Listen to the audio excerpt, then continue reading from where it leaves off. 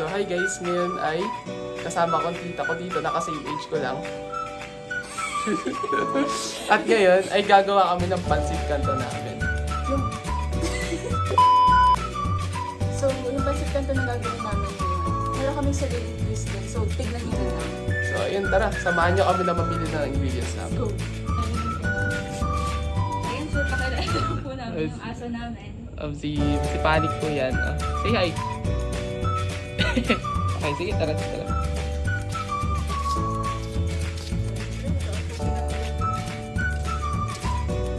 So, yun, dito kami sa labas. Dapat mataas grade nito ah. So ayan, dito na po kami sa tindahan. So, pili na po siya. Apat na pancit lang pang muna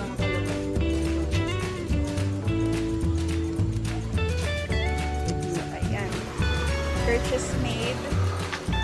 Period. Nakabili na po kami, sir. So ayun po, nakuha na po namin lahat ng mga ingredients na kailangan. So pwede na tayo mag-start magluto. Tara na. Let's go!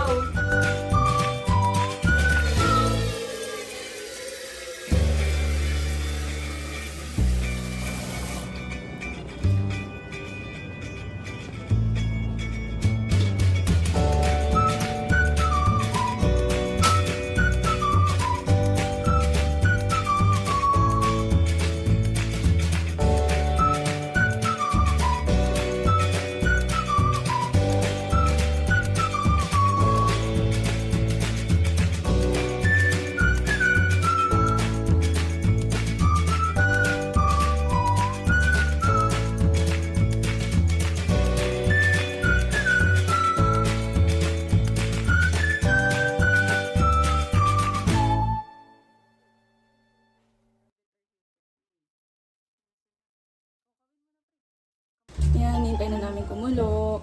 Kinakain mo? Pangalo to eh. Ito. Alam mo ba masarap to pag hilaw? You know? Try? Pwede. Parang ngayon ko lang na ano to.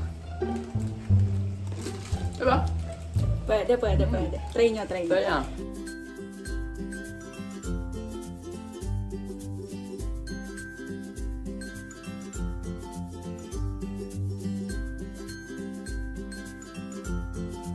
So ayun, hininaan na konting So apoy. ayan guys, once na ganyan na yung texture niya, yung sakto lang, hindi siya masyadong malambot. Pwede natin patayin ito. Dahil mamaya ay lutuin po ulit natin. So, kuha din kami ng baso. Makikita nyo para saan. Yan. Makikita nyo purpose niya. Be safe. Salin natin yung juice dito sa baso. Kasi kailangan din natin yan. Konti lang. Konti lang yan. Yan, safe. Yan, mga ganyan na. Okay na yan. So, ginawan itong pot holder na pakanipis.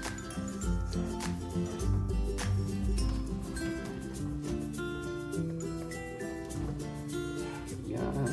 Yan. Ingat dapat. Mawalan pa ng kakainan. Yan. Ganyan naman natin yan. So ayan guys, once na mag-drain na natin yung pancit canton natin, pwede na natin gawin yung second step natin. So una, dapat ang apoy natin low heat lang dahil mag-ano tayo ng butter, maglalagay tayo ng butter and magsusaute tayo ng garlic natin. Yes. So, pwede nyo gamitin ulit yung same na pinagkuluan nyo. Para ilalagay na lang ulit yung pancit canton. Ayan pa tayo ng butter. Enough lang para ma-coat yung buong pot natin. Lagyan pa natin ng konti. So kaya siya low heat guys para hindi mag-caramelize yung ating butter. Kasi pag nag-caramelize yan, magiging brown yung butter natin. Short term, sunog. Bilis masusunog kasi lulutuin pa natin ulit yung mga. Magiging mapait ang ating pancit canton pag ganun. Ayan na, once na matunaw na yung butter natin, pwede natin ilagay ang ating mga onions, garlic pala. Garlic. Sorry. Lagyan natin yan lahat.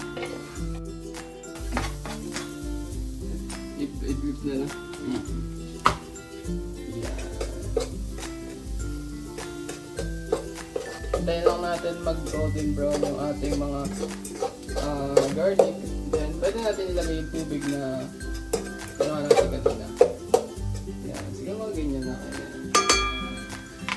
Lalagyan natin dyan.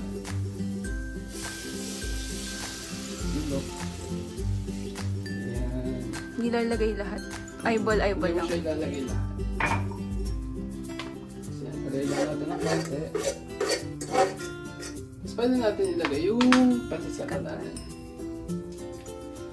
Ayan. Boom. Grabe ba?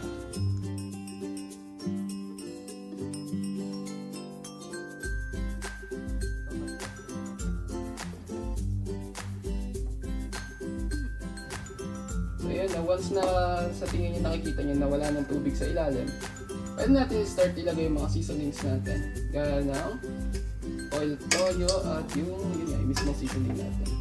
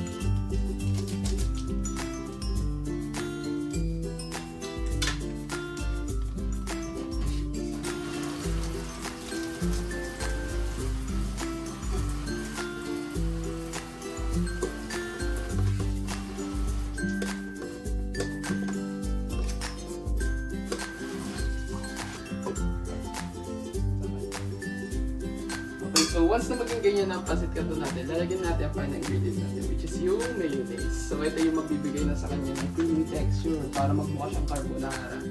Ayan, lagyan na natin. Alright.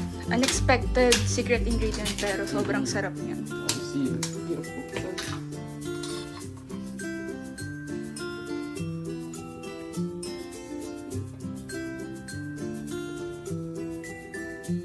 Apat lang. Kasi apat lang yan. Ninong Rai? Ayun,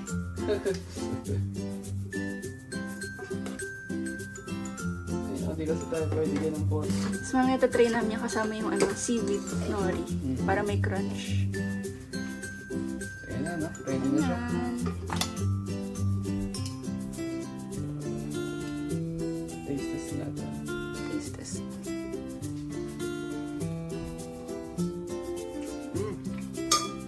Rock. Siyempre, as usual. See. Kaya ko na yan, pre. Tapos na tayo magluto. Tapos na siya magluto. Siyempre, partner ng pancit canton is juice. Tsaka pampataas ng chances na magka-UTI kami kinabukasan.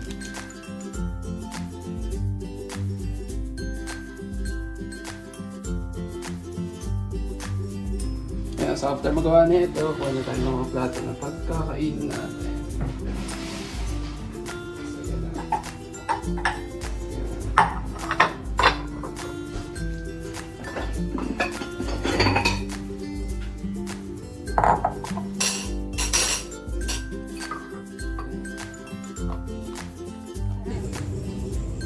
Tayo guys. So yan na.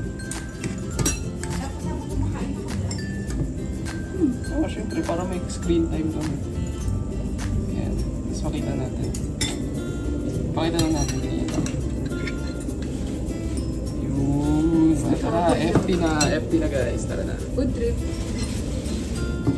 So yun guys, no, nasaksihan nyo yung paggawa namin ng special na pancit canton namin. Sana meron kayong mga natutunan sa video na ito.